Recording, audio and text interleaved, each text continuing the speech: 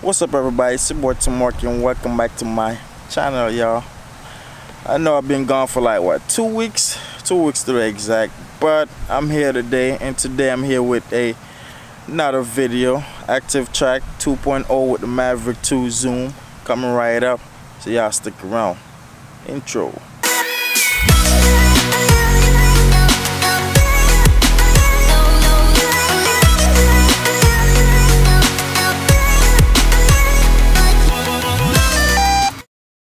Welcome back to my channel. Here today, ActiveTrack 2.0, but I'm not alone, guys. We have a special friend here. You guys know him. You know him as the team aboard. He's somewhere over here. This little cutout right here. That's enough about that. Me and the team aboard here today, ActiveTrack 2.0.